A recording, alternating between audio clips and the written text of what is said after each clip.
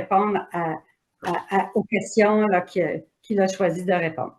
Alors, merci beaucoup. Oui, ça donne le temps de reprendre notre souffle un peu, puis de... Alors, je voudrais commencer avec une question. Des questions, merci pour tous ceux qui nous envoient des questions, parce que c'est tellement important. Puis, ce mois-ci, on a eu des questions tout à fait extraordinaires de tout le monde.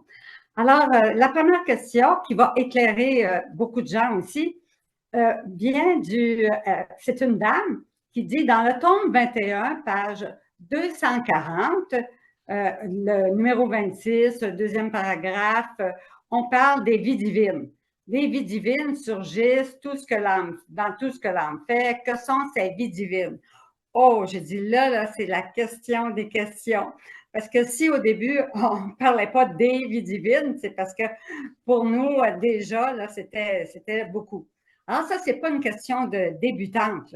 C'est la réponse, là, pour faire ça, c'est la question des questions, parce que la vie divine, parler des vies divines, c'est parler de Dieu, de la vie en Dieu. Alors, on peut faire balbutiner quelques mots, mais à peine balbutiner. Mais il est arrivé une chose extraordinaire, étant donné que c'est le Père Maton qui préparait l'enseignement, j'avais sur mon bureau depuis à peu près 6 mois ce livre ici qui s'appelle « La vie divine et les vies divines ». Alors, je dis, je vais avoir le temps de lire parce que je n'avais pas eu le temps, tu sais, avec les colis, puis les téléphones, puis tout ça, je n'ai jamais le temps. Alors, j'ai dit, voilà l'occasion de lire ce livre-là et puis de pouvoir en parler. Alors, j'ai retenu, pour répondre à la question, quelques textes qui vont vous aider à situer, là, qu'est-ce que c'est que ces vies divines-là, puis qu'est-ce que ça vient dans la sainteté humaine, puis dans la sainteté divine. Alors, j'ai retenu, parce que je me suis dit, en tout cas, je vous dis, j'étais en train de lire ça, puis je me disais, c'est pas moi qui donne l'enseignement, je suis en train d'en préparer un, là. J'ai dit, j'ai même pas congé, je suis en train de préparer, vraiment, là, je vous le dis, quand le Père Maton ne pourra pas, qui va être en Arabie Saoudite, mais ça sera le temps de vous donner cet enseignement-là, mais déjà, pour vous donner un avant-goût de qu'est-ce que c'est. Alors, c'est dans un petit texte pour répondre qu'est-ce que c'est les vies divines. C'est dans le tome 34. Voyez-vous, on est dans les tomes élevés parce que Jésus ne parle pas de ça dans les premiers tomes où il parle des vertus, comment grandir dans les vertus, etc. Mais là, on parle des vies divines, on est dans les tomes derniers, là. Alors, mais assez pour que tout le monde comprenne. Je prends des passages seulement parce qu'on sera ici encore demain puis après-demain. Alors, ma volonté, alors, tome 34, 14 mars 1937, où Jésus dit « Ma volonté cherche la créature qui lui prêtera ses actes. » Alors, tantôt, le Père Maton a bien dit que ce sont les actes dans la divine volonté qui comptent quand le nombre d'actes aura atteint le chiffre ou en tout cas ce que Dieu veut, sera suffisant, le règne de Dieu va arriver sur la terre comme au ciel. Mais là, il pose une question, Jésus. Il dit, mais sais-tu pourquoi elle va chercher les actes, la divine volonté? Sais-tu pourquoi elle va chercher les actes de la créature? C'est important, là, ça, là.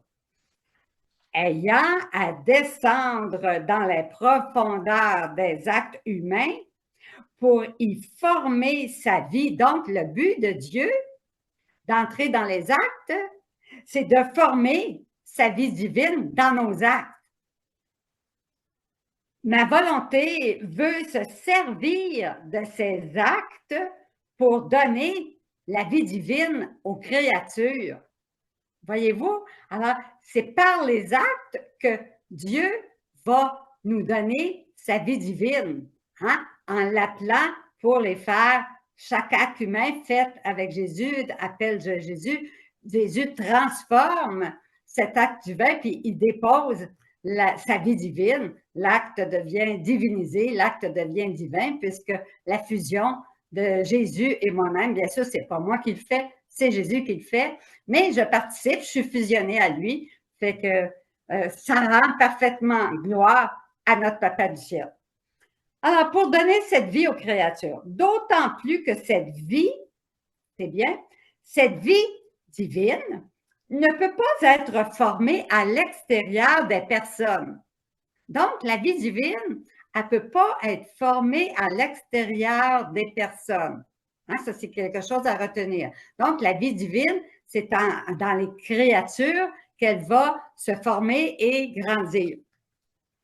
Mais toujours dans les créatures. Autrement, il lui manquerait les choses nécessaires, les humeurs vitales pour y former une vie. Comprendre là que la sainteté humaine forme des tableaux, des très, très beaux tableaux, des peintures vraiment extraordinaires. Mais ce n'est pas une vie, ce sont des tableaux très beaux à regarder, mais ils n'ont pas la vie. Hein? Alors, c'est un humain qui a fait une œuvre humaine qui va durer peut-être 100 ans, peut-être à un moment donné, elle va passer au feu ou elle va se dégager avec le temps, l'humidité, etc. C'est pourquoi ma volonté ne peut pas former sa vie à partir du ciel ni à l'extérieur de la créature, mais doit descendre dans les créatures et la volonté humaine doit céder la place à la volonté divine, doit participer avec elle, car nous ne voulons pas forcer les choses, ni les individus, c'est toujours libre. Là. Et lorsque nous avons trouvé cette créature qui veut là, vivre dans la divine volonté, qui peut te dire ce que nous faisons alors? Les grâces que nous déversons, le bien que nous lui voulons. Il ne s'agit pas alors d'œuvres comme les humains font des actes humains, font des œuvres, mais de vie à former. Et c'est pourquoi nous ne nous épargnons rien. Ce n'est qu'au ciel. Alors ça, c'est important à retenir parce que Jésus dit bien que ce n'est qu'au ciel que la créature saura tout ce que nous avons fait. Alors, Jésus, il travaille dans chacune de nos âmes, mais à notre insu. On ne sait pas qu'est-ce qu'il fait. Des fois, on peut voir l'effet du travail de Jésus comme « Ah, regardons ça, moi qui j'aimais beaucoup fumer, puis là, j'ai même plus le goût de fumer, c'est complètement parti. » Puis bon, alors ça, c'est un effet hein, de la grâce de Dieu qui a travaillé en nous, qui a purifié des choses, puis bon, qui nous fait grandir dans la vie divine. Par conséquent, sois attentive et demeure toujours sous l'appui de mon vouloir qui revêtira tous tes actes pour les animer de sa vie, et tu me donneras ainsi autant d'enfants que d'actes que tu accompliras.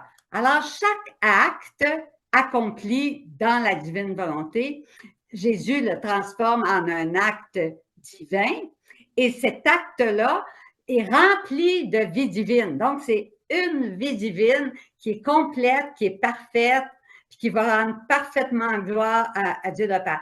Je fais un autre acte avec Jésus, fusionnant Jésus, bien, Jésus va former dans cet acte-là une autre vie divine. Alors, c'est pourquoi à chaque acte, il y a une vie divine qui est formée, qui est parfaite, qui est complète et qui rend parfaitement gloire à Dieu, le Père. Alors, comprenez-vous que c'est pour ça qu'on peut dire des vies divines.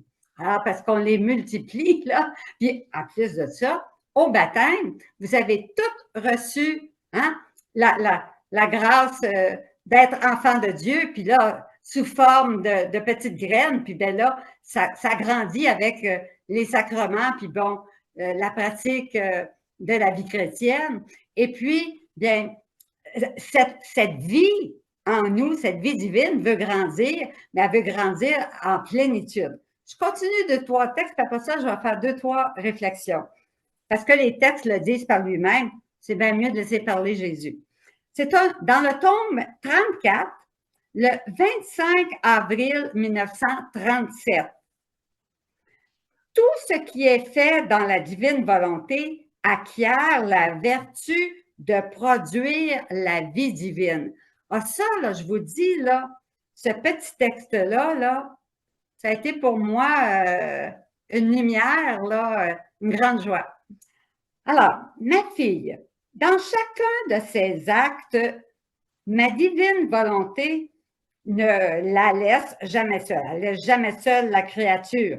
Elle accourt la divine volonté pour y mettre sa vie.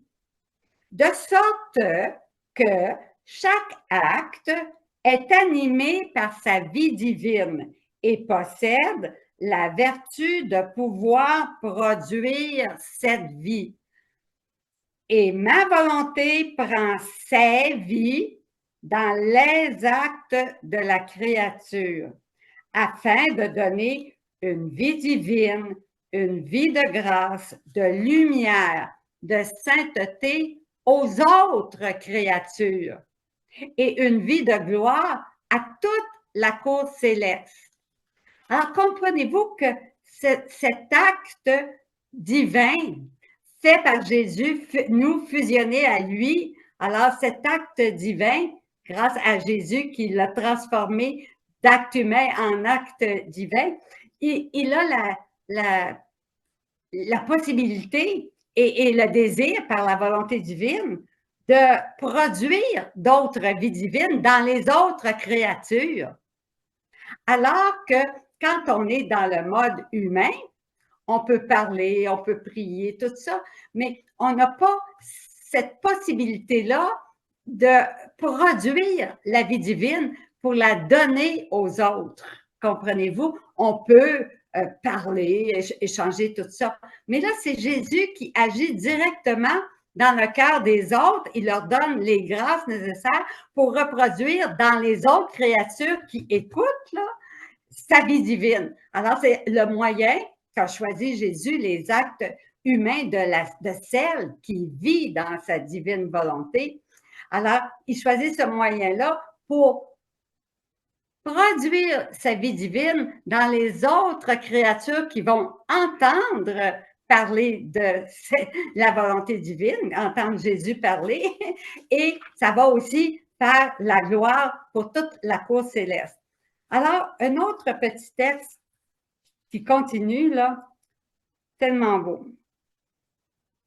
Ma fille, quelle grande différence il y a entre l'acte accompli dans ma volonté et l'acte accompli en dehors d'elle, même si cet acte est bon. Alors, dans la sainteté humaine, les actes bons qu'on fait, là, ils sont bons. Là.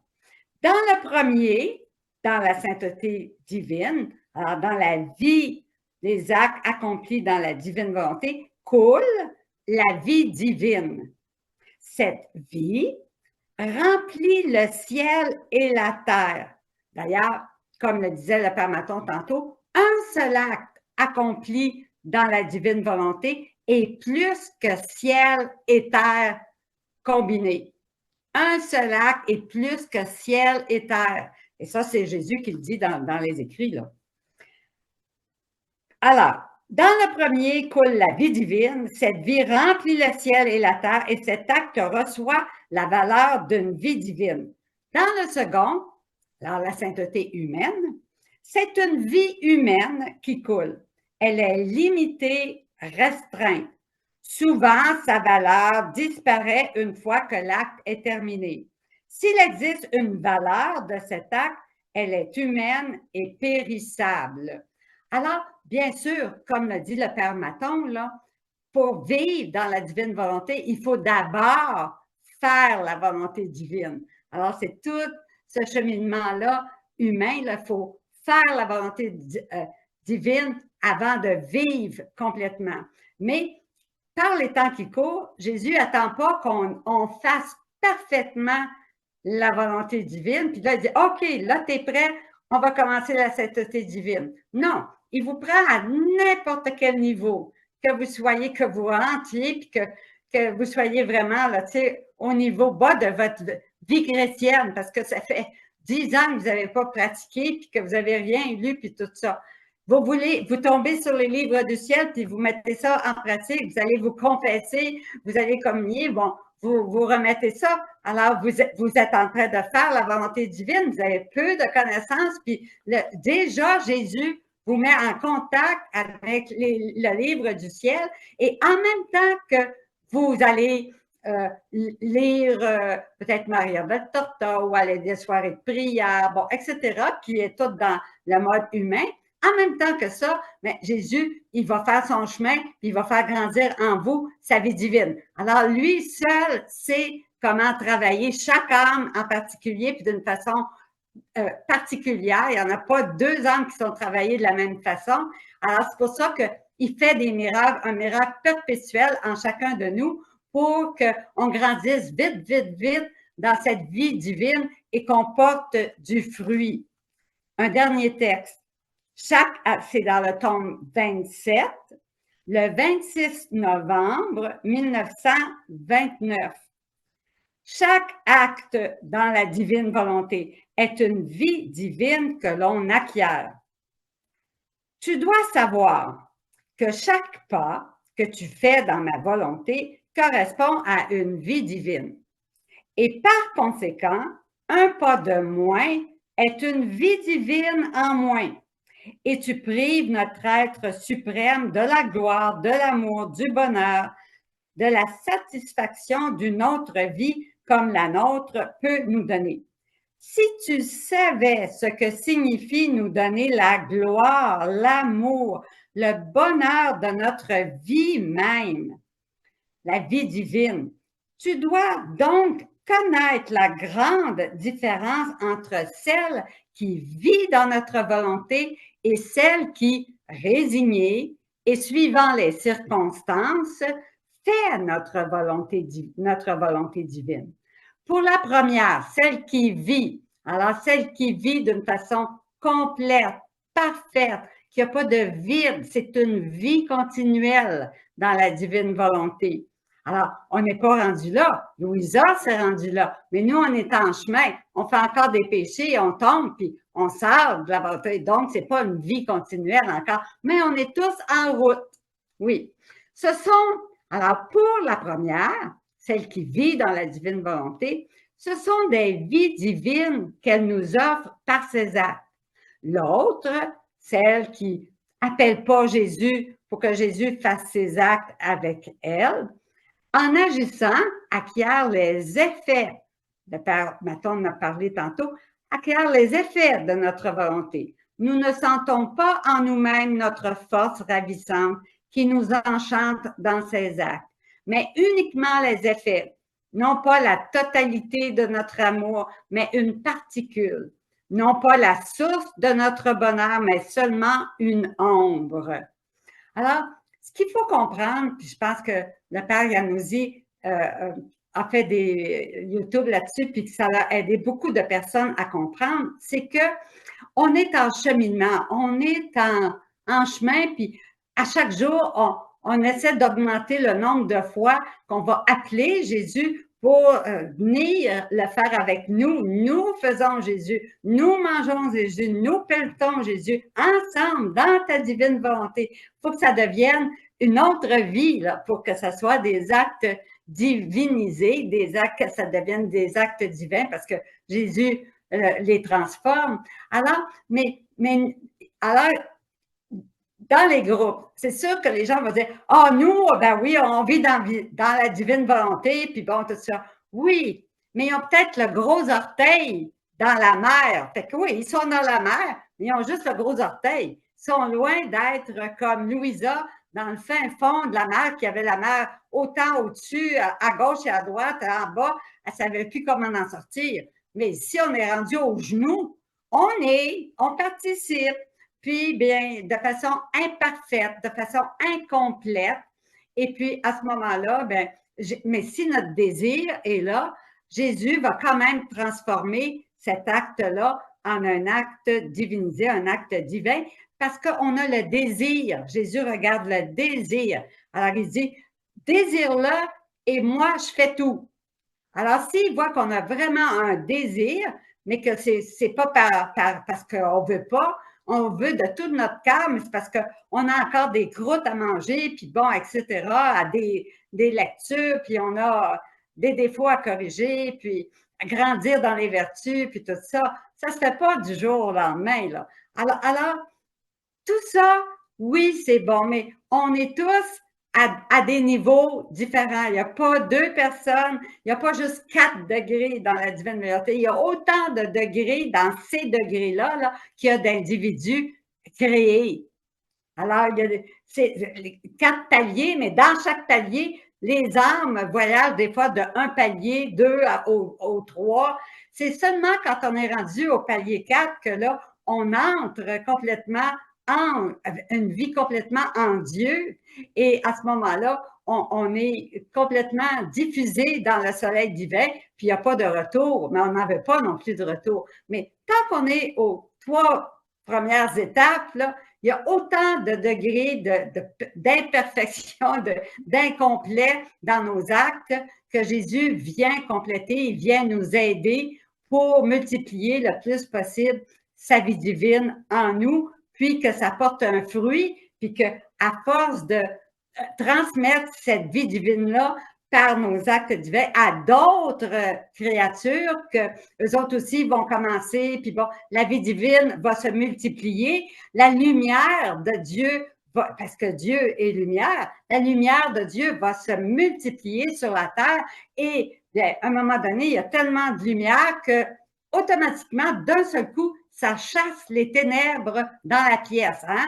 On ouvre la lumière, puis quand c'est une lumière, tu sais, un petit peu de lumière, un petit peu, à un moment donné, là, il y a assez de lumière pour, on voit clair partout dans la salle. Mais c'est pareil sur la terre. Alors, quand il va y avoir assez d'actes accomplis dans la divine volonté, alors Jésus augmente la lumière, et puis à ce moment-là, il va y arriver le règne de Dieu sur la terre, puis on va même se poser comment ça se fait, c'est arrivé du jour au lendemain, puis toutes les ténèbres sont disparues. Bon, on va être nous-mêmes là, extasiés de voir le travail divin de Jésus en chacun de nous, que ça a amené le règne de Dieu sur la terre, la lumière divine, la vie divine sur la terre. Alors, chaque créature peut posséder ses actes divins, mais elle ne les garde pas en elle, parce que des actes divins, c'est infini, c'est de la grandeur de Dieu. Fait que c'est Dieu qui les garde au ciel dans sa divine volonté. Et quand on va mourir, ben, on va être comme Louisa, on va dire, ah, je les reconnais, là, ces soleils-là, ce sont ceux que j'ai faits, puis qui sont sur mon chemin pour aller au ciel. Alors, le bon Dieu les met là, ils nous attendent au ciel, ces soleils-là, de vie divine. Alors, j'espère que ça peut répondre, là, on pourrait en parler longtemps, mais je vais passer à d'autres. Excuse, Marie-Hélène, j'aurais aimé entendre le père Maton là-dessus, sur tout ce que tu viens de dire. Père Maton, votre micro. J'épouse. Comment? J'ai dit la même chose, mais de façon différente, puis peut-être avec une nuance. Oui, c'est ça. J'épouse la même, on se rejoint, j'épouse ce que Marie-Hélène a dit. Les vies divines ce sont des actes. Comme je disais tantôt, notre acte devient la terre, la matière à travailler, qui est divinisée, que le Seigneur se sent. Ça devient une vie divine. D'autres fois, on dit que ça devient des Jésus aussi. Hein? Ce sont des exemples, des exemples qui nous sont donnés pour comprendre ce que c'est nos actes à diviniser. Qu'est-ce que ça devient? Une vie divine, des vies divines. Alors, parfois, on entend dire aussi, oh, j'ai une multitude de vies divines. Dans mon royaume, dans mon éternité, j'aurai une multitude de vies divines. Bien, moi, je pense que j'aurai seulement une vie divine. J'ai une vie divine, je n'ai pas des vies, je ne suis pas un petit chat avec 7 vies des petits chats. Là. J'ai une vie divine, sauf que plus j'ai grandi dans la divine volonté, plus j'ai accompli des actes, plus que j'ai grandi pour être missionnaire, on a été missionnaire, on est missionnaire dans la divine volonté. Et tout ce qu'on fait dans la divine volonté, ça grandit tout le temps.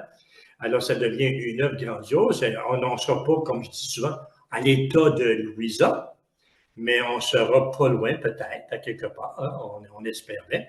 Mais les vies divines, moi, ce que je compare ça avec des gouttelettes aussi. Et des gouttelettes qui remplissent mon âme, la vie divine, c'est des gouttelettes qui remplissent mon âme.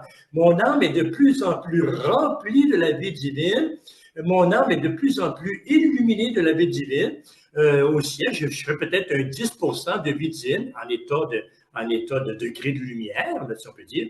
Un 10 degrés, une 10 watts. Peut-être que je serai une 40 watts. Peut-être que je serai une 100 watts.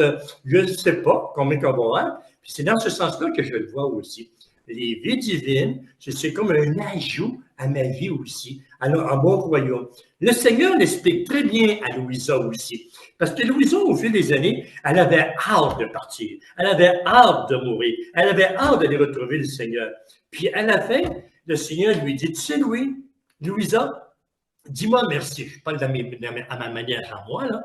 Louisa, le Seigneur lui dit, Louisa, dis-moi merci. Parce que toutes les années que tu as vécues sur la terre ont été des années où tu as travaillé pour la beauté de ton royaume.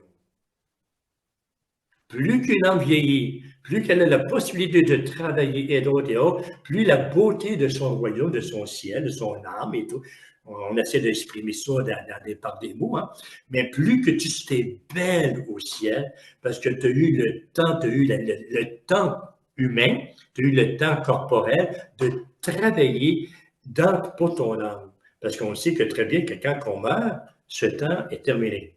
Tout était, comme Jésus dit sur la croix, comme dans son humanité, parce que ça, c'est autre chose que je vais parler, puis je n'ai pas le temps, mais Jésus, dans son humanité, est en train de mourir et sur la croix, il dit, Père, tout est accompli.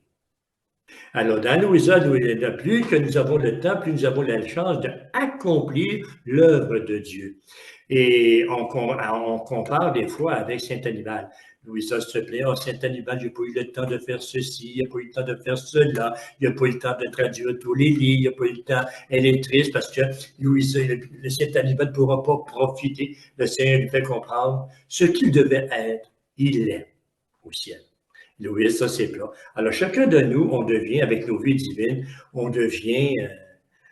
comment on dit, une copie, que je disais tantôt, la copie divine de Jésus-Christ dans ce que nous étions. Puis, une copie à l'ordre, à la place et au dessein pour lequel Dieu nous a créés. On n'a pas toute la même place. On n'a pas toute la même beauté. On n'est pas tous dans le même dessein, mais on est dans l'ordre divin. Pourvu que nous soyons dans l'ordre divin. Et les vies divines viennent alimenter cette joie divine qui nous sera donnée. Je ne sais pas si c'est correct, Marie-Hélène, là. Okay. On s'entend très, très, très bien. C'est exactement la même chose que vous dites. Je suis totalement d'accord avec ça. Parce que je me souviens, au tout début, là, en l'an 2000, là, on a eu le tome 28, 35 et 36. Imaginez qu'on ne connaissait rien de la divine volonté, puis je lisais le tome 35 et 36. Puis là, j'arrivais au père Lucien Côté, puis je disais, j'avais 1001 questions, je ne comprenais rien, comprenez-vous? Je n'avais pas les tomes 2, 3, 4, j'avais les tomes 35, 36. Alors, il m'a longuement expliqué qu'est-ce que c'était que les vies divines. Donc, je commençais à avoir une petite idée, puis il me disait, il y a la vie divine. Hein? Dieu est un. Il y a un seul acte. Hein? Dieu est un seul acte. On est tous dans cet acte-là. La divinité, elle ne peut pas se séparer. Il y a une inséparabilité. Alors, la vie divine. Alors, quand on dit, alors, je suis appelé à devenir une vie divine. Le Père Noé est appelé à devenir une vie divine. Puis, autant de vie divine, mais en nous, je veux dire, les petits actes vont faire grandir la vie divine en nous pour qu'on soit le plus que notre âme puisse en contenir. Puis Jésus, qu'est-ce qu'il fait? Il agrandit notre âme tout le temps pour qu'on puisse... Oui, ça me fait penser tantôt dans le passage que j'ai lu où que l'humanité de Jésus-Christ est habitée par une vie, la vie divine, qui est active dans tous les actes de Jésus. La vie divine multiplie les actes, mais il n'y a qu'une seule vie. Il n'y a pas 30 vies en Jésus, il y a une seule vie. Oui. mais qui est active dans tous ses actes. C'est ça, oui, exactement. Alors, la vie divine, mais on a essayé de répondre un peu qu'est-ce que c'était les vies divines, mais en réalité, tout est dans la vie divine. Puis qui est Dieu, qui est la Trinité sainte, hein? Par nature, tout ça. Alors, j'espère que ça a répondu à un peu, des fois c'est une question de mal s'exprimer ou de le faire d'une façon complète là, qui fait surgir des questions. Mais si vous avez d'autres questions, vous nous les écrirez. Je vais passer à la deuxième question. Dans le tome 22, le 1er juin 1927, Louisa aurait désiré la guérison du père Di Francia. Alors, on sait qu'il est décédé le 1er juin 1927. Alors, c'est ce texte-là qui parle de ça. Alors, les miracles que Dieu veut faire lui-même sans intervention humaine sont des miracles perpétuels. Qu'est-ce que cela veut dire? Puis là, continue, elle dit, ta volonté ne doit pas avoir de vie, même s'il te semble que tu pourrais faire quelque bien aux créatures. En effet, en lisant les paragraphes de ce numéro, je me suis questionnée. Que penser des soirées de guérison, d'effusion de l'Esprit Saint, où l'animateur, les participants prient pour des guérisons, intercèdent les uns pour les autres, ont des paroles de connaissance? Comment situer tout ça dans la divine volonté? Voyez-vous, ça, cette question-là est complémentaire un peu à ce qu'on a parlé ce soir. Fait que on va répondre à cette question-là parce qu'il n'y a pas un s'oppose à l'autre. Non, au contraire, là, les deux se complètent très, très, très. Je peux te dire, Marie-Hélène, je peux vous dire qu'étant répondant diocésain du renouveau charismatique de Saint-Jean-Longueuil, avec la divine volonté que j'enseigne de plus en plus, alors il y a toute une confrontation entre l'Esprit Saint dans le renouveau charismatique et l'Esprit Saint dans la divine volonté. Ouf! Il y a tout un enseignement à donner là-dessus, puis la réflexion, elle est belle à faire. Parce que l'Esprit Saint dans le renouveau charismatique, c'est la partie humaine de Jésus-Christ. Oui, c'est ça. Alors, Jésus va travailler. Il dispose l'âme, il la dote de toutes sortes de vertus, etc. Puis il la prépare pour qu'elle soit complètement disposée puis prête à vivre dans la divine volonté. Puis elle fait ça par Maria Valtorta, le mouvement charismatique, les soirées de prière de guérison, bon, les paroles de connaissance, etc. Donc, ça fait partie du patrimoine de l'Église, tout ça. Et puis, il ne faut pas rejeter ça, mais pas du tout. Alors, il faut juste savoir que la divine volonté qui est au-dessus de tout ça, elle inclut tout ça. Elle inclut toutes les spiritualités, elle inclut tout ce qui fait cheminer l'âme spirituellement de façon humaine. Tout ça est inclus dans la divine volonté. C'est comme un premier pas, une préparation. Et puis, il n'y a pas deux personnes qui vont être préparées de la même manière. Une va aller dans le mouvement charismatique, l'autre va lire Maria Valtorta, l'autre va aller dans le précieux sang de Jésus, puis faire partie d'un groupe de peu importe, là. Alors, ou bien je connais quelqu'un, il est responsable dans un groupe de tiers-ordre au Carmel.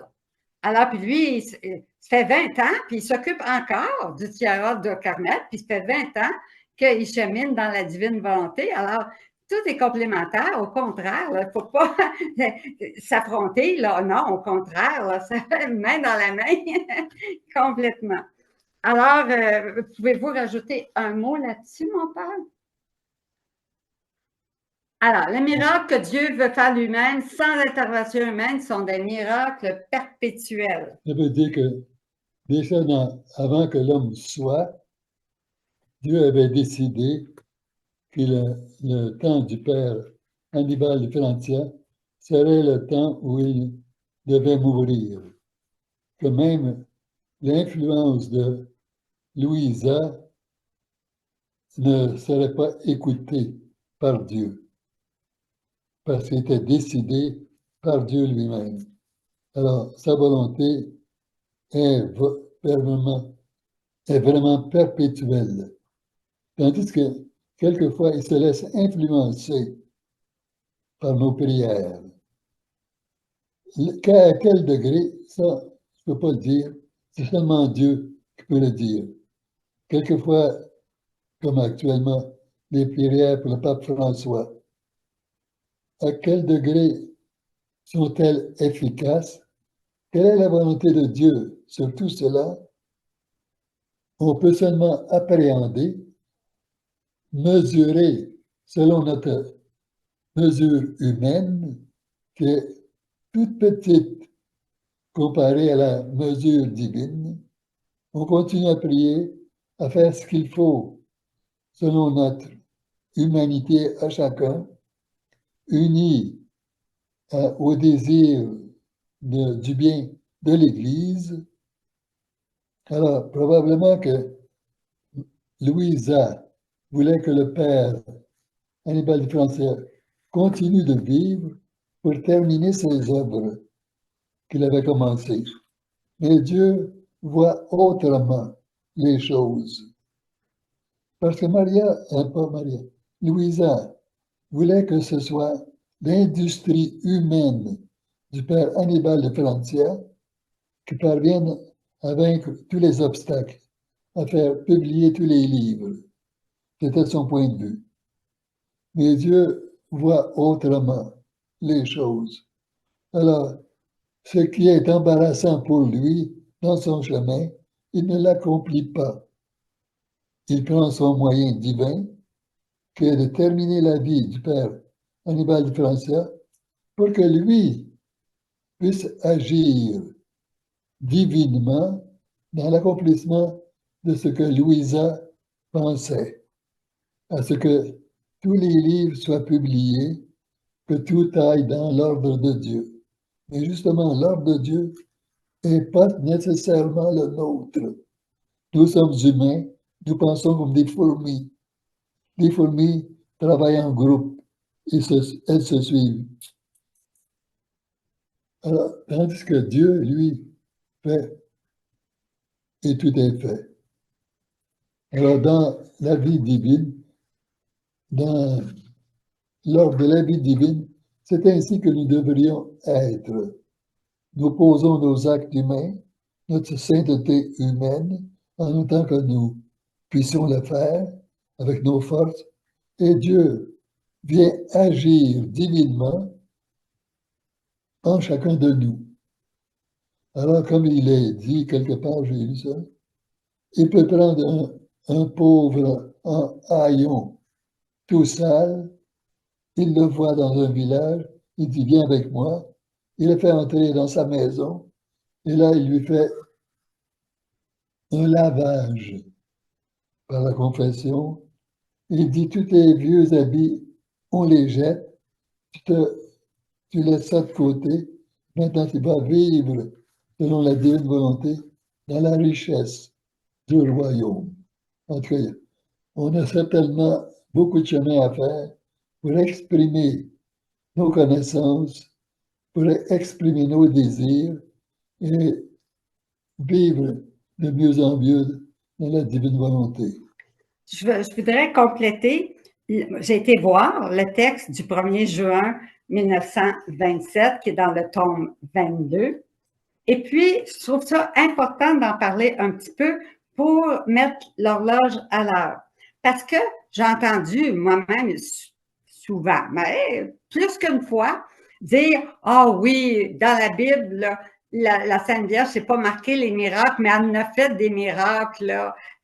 Tu sais, à gauche puis à droite, puis on entend ça, là. Alors, Jésus, qui est la vérité, dans le 1er juin 1927, il dit ceci, « Ma fille, dans la rédemption, la reine du ciel n'a pas opéré aucun miracle, car sa condition ne lui permettait pas de rendre la vie aux morts ou la santé aux malades.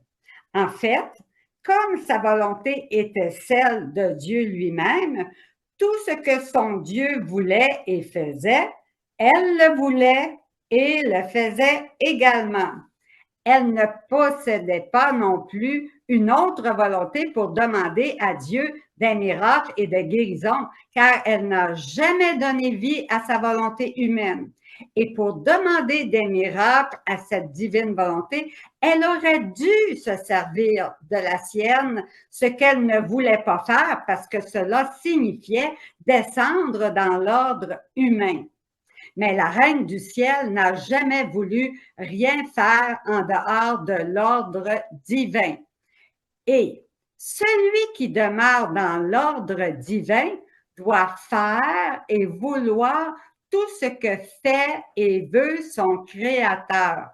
D'autant plus qu'avec la vie et la lumière de cette divine volonté, elle pouvait voir que tout ce que son Créateur voulait et faisait était pour les créatures ce qu'il y avait de mieux, de plus parfait et de plus saint. Comment aurait-elle donc pu descendre des hauteurs de l'ordre divin? C'est pourquoi la Vierge Marie n'a accompli que le grand miracle qui renferme tous les miracles, la rédemption. Un miracle voulu par la volonté divine, qui l'animait elle-même et qui apportait le bien universel à tous ceux qui le désiraient. Si durant sa vie, la grande mère du ciel n'a pas accompli de miracles visibles comme ressusciter les morts, guérir les malades, écoutez bien, c'est intéressant ce qui suit. Elle opère cependant des miracles chaque jour et à chaque instant, car lorsque les âmes se préparent par la repentance, donc nous, là, quand on se prépare par la repentance ou on va au sacrement du pardon, elle, la Vierge Marie, nous donne elle-même la disposition pour le repentir et apporte partout son Jésus le fruit de son sein, le donnant tout entier à chaque âme en confirmant du grand miracle que cette céleste créature a accompli par la volonté de Dieu. Alors ça, c'est l'exemple parfait qui répond là que c'est la volonté divine il n'y a pas eu d'intervention humaine de la Vierge Marie pour faire. Elle a uniquement dit oui, fiat, à la volonté divine.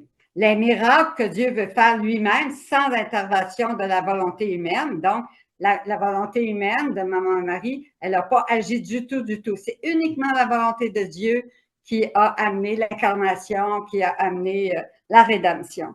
Alors, sont des miracles perpétuels car ils proviennent de la fontaine divine qui est éternelle, qui est infinie, qui est perpétuelle, qui n'a pas de fin. Là. Alors, c'est la source divine elle-même qui ne tarit jamais et il suffit de les vouloir pour les recevoir.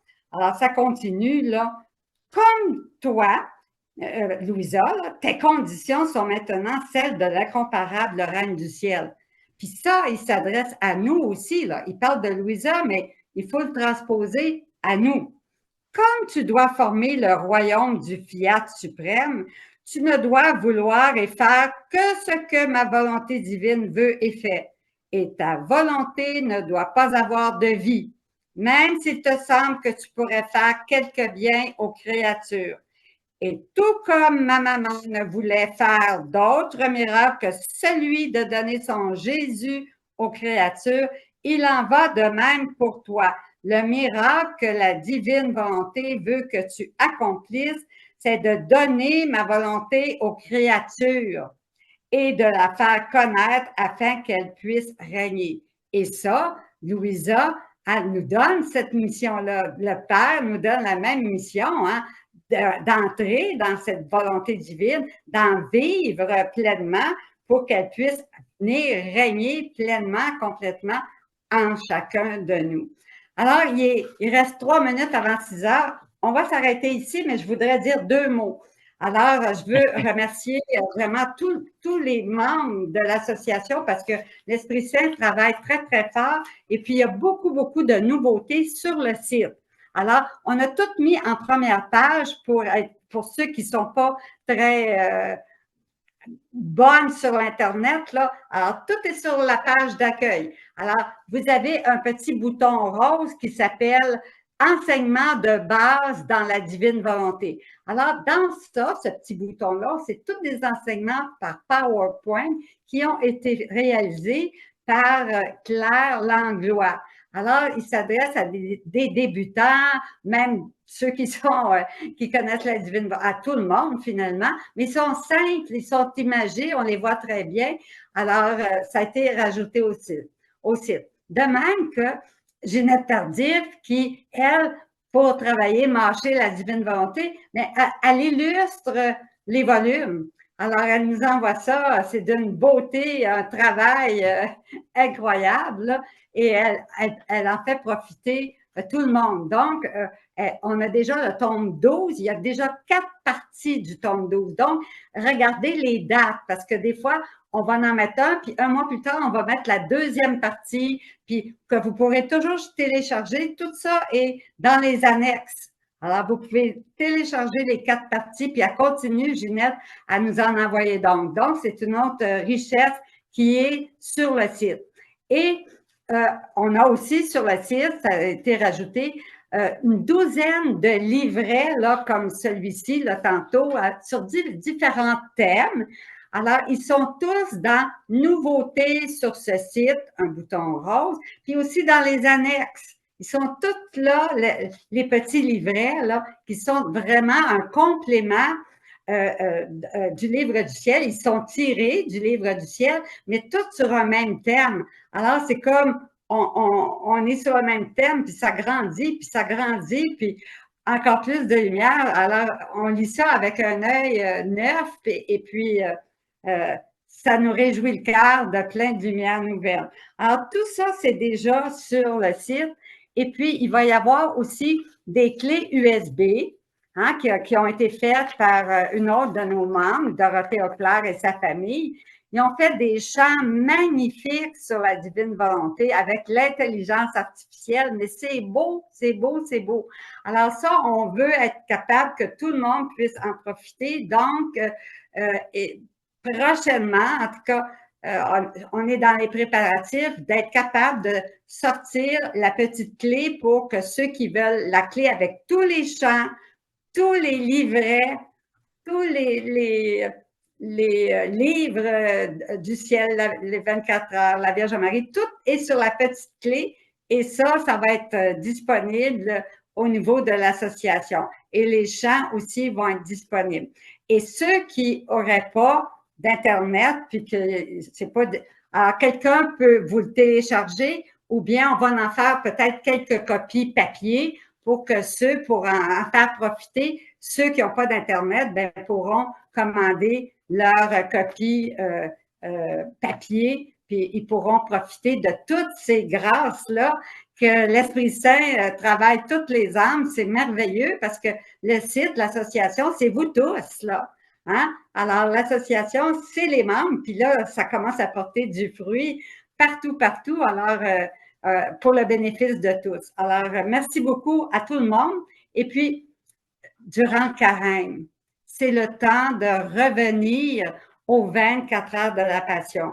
Et puis, Richard va mettre sur la page 1 tout le texte écrit de méditation du Père Chonang sur les 24 heures de la Passion. Ça aussi, vous pouvez le télécharger, aller le faire boudiner en ligne. Moi, c'est ça que j'ai fait. Et puis, à chaque fois que le carême commence, je le sors, puis bien, je vais lire mon heure dans les 24 heures, puis après ça, je vais lire la méditation super chaude. Mais c'est d'une toute beauté. Ça va vous amener d'une richesse, des lumières, grandir dans la divine volonté d'une façon tellement douce, puis tellement pacifique, mais tellement efficace aussi. Donc, j'ai besoin de 2 personnes pour compléter mon horloge des 24 heures de la Passion, parce que, en tout cas, il y en a une, Marie-Josée Guyane, qui est décédée. Donc, on doit la remplacer. Vous savez que sur notre horloge des 24 heures, il y a 3 personnes sur chaque heure. Donc, sur cette heure-là, Marie-Josée étant partis pour le ciel. Il en reste juste 2, fait que j'aurais besoin de quelqu'un qui est régulier à lire les 24 heures de la Passion et qui aimerait faire partie de notre horloge. Bien, il va recevoir au mois de janvier prochain, là, ça va être bon pour 2 ans. On fait leur calendrier pour toutes 2 ans. Et puis, après ça, ils ont juste à suivre le calendrier. Ils savent exactement où est-ce qu'ils sont rendus. Et ça, tout le monde, même moi, je trouve que c'est un outil très utile pour nous aider à savoir où est-ce qu'on est rendu. Alors, j'expliquais ça plus à fond. Alors, j'aurais besoin de 2 personnes qui se sentent là, qui font les 24 heures, puis qui ils voudraient se joindre à l'horloge des 24 heures de la Passion, profiter de ce temps de carême pour m'appeler, me donner vos noms pour que je puisse les ajouter là où il y a 2 petits trous pour que l'horloge, il y ait toujours 3 personnes qui sont à méditer la même heure à chaque jour. S'il y en a une en voyage puis une malade, bien, il en reste une, là. Alors, c'est pour ça qu'on en a mis 3 par heure. Alors, merci aux gens qui voudront bien m'appeler et qui voudront bien donner leur nom pour compléter l'horloge des 24 heures. Ces personnes-là feront cette heure-là à leur disposition. Oui, je vais tout leur expliquer. C'est-à-dire que alors, sur le calendrier, je vais leur dire exactement où est-ce qu'ils sont rendus, puis à partir de cette journée-là, là, ils vont comme embarquer dans l'horloge, parce qu'il y a des heures précises là, où ils sont juste 2. Alors, c'est pas n'importe où, là. Alors, ça, c'est mon travail de leur dire avec le calendrier où est-ce qu'ils sont rendus. Ouais. La prochaine réunion sera le 27 mars, le 4e jeudi de chaque mois. Et je voudrais vous remercier, tout le monde, pour vos prières, votre patience. Et puis, on avance quelquefois comme une chenille, doucement. Quelquefois, ça va comme un jet. Ça dépend de la grâce de Dieu en nous. Et je voudrais vous bénir avec tous les prêtres. Vous voulez dire quelque chose? Oui, je voulais dire qu'il y a beaucoup d'autres questions, mais on les garde toutes en réserve. On va y répondre le mois prochain. Là. On ne les déchire pas. Là. Ils sont toutes là, vos questions, mais on manque de temps. Alors, que tous les prêtres nous bénissions ensemble. Je prononce les paroles et tout le monde fait le signe de la croix. Que Dieu Tout-Puissant, le Père, le Fils et le Saint-Esprit vous bénissent et vous fasse avancer dans la divine volonté selon son désir à lui. Amen. Et tout cela avec l'aide de notre maman Marie. Une dernière chose, le 4 mars prochain, c'est la fête de Louisa. Alors, faites quelque chose de spécial là, pour Louisa. Je sais qu'en anglais, il va y avoir 3 prêtres qui vont faire des homélies spécifiquement sur Louisa, mais c'est en anglais. Alors, mais ça existe en anglais. Alors, vous, là, allez faire quelque chose de spécial pour souhaiter bonne fête à Louisa, puis aller la prier pour lui demander des grâces particulières cette journée.